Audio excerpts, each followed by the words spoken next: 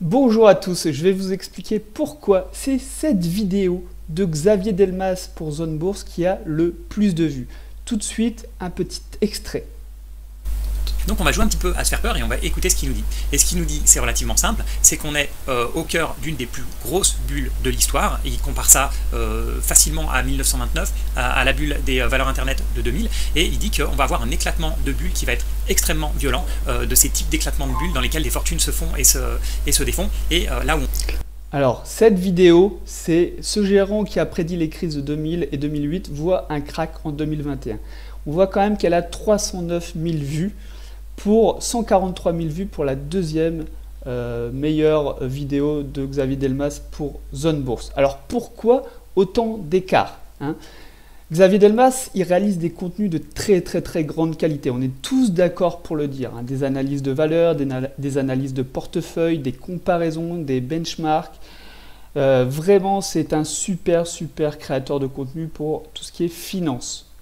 Mais vous qui regardez cette vidéo, vous avez sûrement cliqué sur sa vidéo et vous l'avez sûrement regardée, hein. Pourquoi vous l'avez fait? Parce qu'elle annonce une mauvaise nouvelle. Voilà, les mauvaises nouvelles attirent et font vendre. Je ne vais pas avoir à me le justifier beaucoup, hein. Regardez les titres des top vidéos sur Zone Bourse. On va regarder.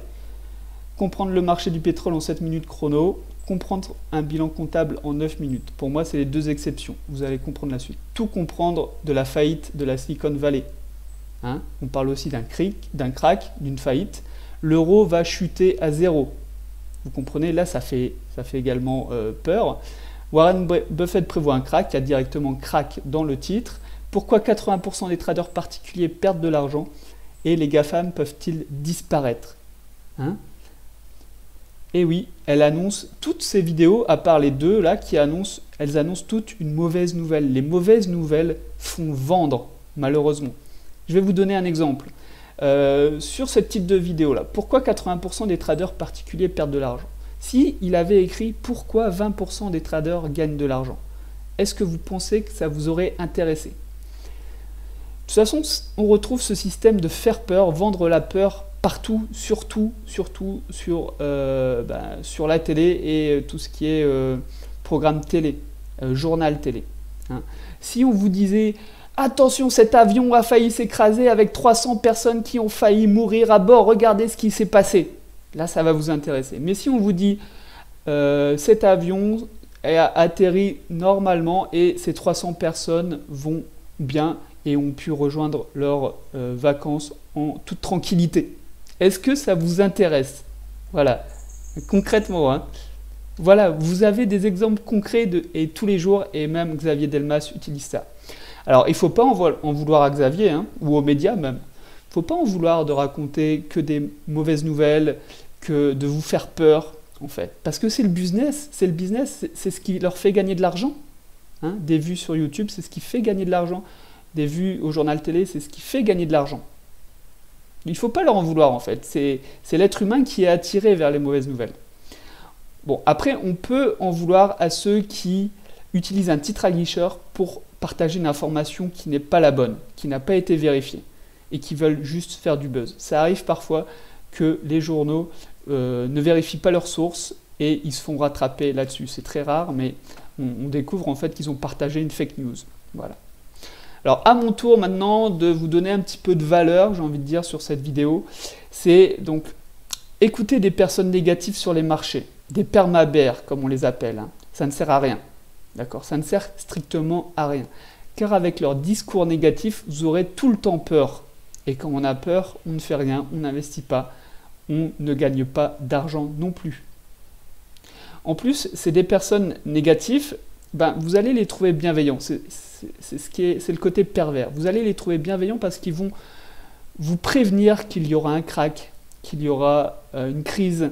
Donc non, n'investissez pas maintenant, je vais vous faire gagner de l'argent, ou en tout cas vous n'allez pas en perdre grâce à moi. Vous allez les trouver sympathiques et bienveillants parce que, comme je dis, vous allez penser qu'ils disent ça pour vous faire du bien. Et c'est ça le piège. C'est ça le piège.